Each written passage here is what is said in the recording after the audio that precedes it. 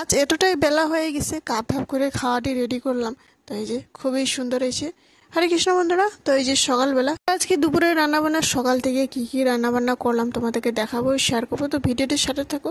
তো বন্ধুরা, ভিডিওটি যদি অবশ্যই ভালো লেগে থাকে একটা লাইক, কমেন্ট, শেয়ার, সাবস্ক্রাইব করে জানাবেন। তো এই যে সকালবেলা বোর, পেঁপে আর একটু মূলা আধা দিয়ে সুন্দর করে ভাজাভাজি করে ও নিজে রান্নাবান্না করে ওকে নিজে খাওয়া দাওয়া করে চলে যায়।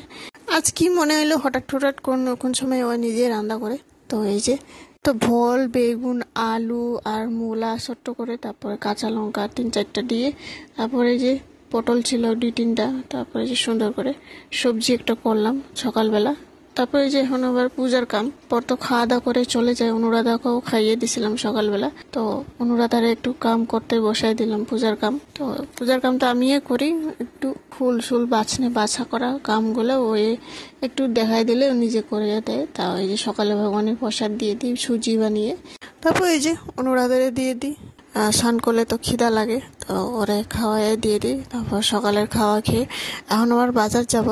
কোন সময় মানুষের আত্মাগুলো কোন সময় এমন হয়ে যায়, যেমন ভগবানকে একটু প্রসাদ দেওয়ারও একটু কিপটামি করাতেই ভগবানে যদি না দেও তাহলে আরো নিজের পেটটাই ভরাইতে জন্য কি দুনিয়াতে আসা হয়েছে।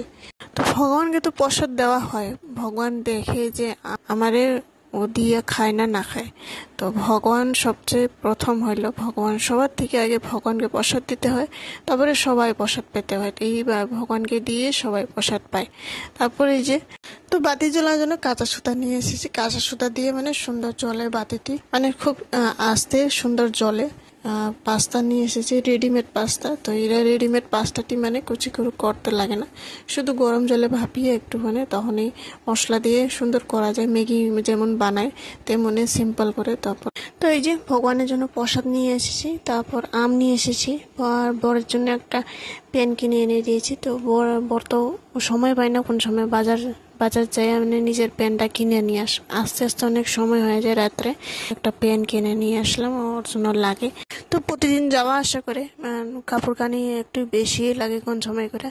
ময়দার ধগার সবজি করব। তো ময়দাগুলো সুন্দর করে এই যে দেখুন নরম করে ধুয়ে ময়দাগুলো সুন্দর করে মেখে, তারপরে এই যে দেখুন নরম অংশটি বের করে, তারপরে এই যে দেখুন একটু ভাজাভাজি করে নিলাম। তো তেলের মধ্যে এই যে ভাজাভাজি করে এইভাবে ছোট ছোট করে বড়ি মতো বানিয়ে এইভাবে করে ভাজাভাজি করে নিতে হয়। তো যত ছোট ছোট করবে তত ভালো হয়, বেশি বেশি বড় বড় করলে অনেক তেমনই তেল লাগে, আর খুব তেল লাগে, টানে তেল। সবগুলো ভাজাভাজি করে রেডি করে এখন আবার তো কচু একটু নরম করে রেখে দিয়েছিলাম, একটু থেতলাইয়ে নরম করে। তারপর এই যে ডাইল বাটা চাউল দিয়ে, তারপর বেসন আর একটু ময়দা দিয়ে সুন্দর করে এই যে হলুদ লবণ সবগুলো মিক্স করে, তারপরে এই যে বড়া করে দিলাম, কচুর বড়। তারপরে এই যে সুন্দর করে এই জন্য ভাজাভাজি করে 3-4টা মতো বানাই নিলাম। তো এইভাবে ভাজাভাজি করলে খুবই ভালো লাগে, নরম নরম করে সুন্দর করে বাটাবাটি করে। তো এখন আবার ময়দা ধোকার সবজিটি করবো। এই যে আলুগুলো বড় বড় করে কেটে নিয়েছি, পাঁচফোড়ন দিয়ে ভাজাভাজি করে। তারপর এখানে গোটা জিরা সুন্দর করে বাটা করে, আদা দিয়েছি, আদা দিয়ে সুন্দর করে একবারে বাটাবাটি করে। এখন আবার টমেটো একটা কেটে দিয়েছি। তারপর এই যে 5-6টা মতো কাঁচা লঙ্কা সুন্দর করে ভাজাভাজি করে এই যে মশলাগুলো ভালোভাবে মিলে যাওয়ার পর একটু টক দই দিয়েছিলাম। টক দই দিলে সুন্দর গ্রেভি হয়ে ভালো লাগে। তারপর এই যে সুন্দর সবজি জল দিয়ে 2-3 মিনিট উতলা আসার পর তারপরে যে ময়দার ধোকাগুলো উপর দিয়ে দিই, সামান্য একটু চিনি দিয়ে। তারপরে যে সবজি একেবারে রেডি। তো বন্ধুরা, আজকের ভিডিওটি কেমন হয়েছে অবশ্যই একটা লাইক, কমেন্ট, শেয়ার, সাবস্ক্রাইব করে জানাবেন।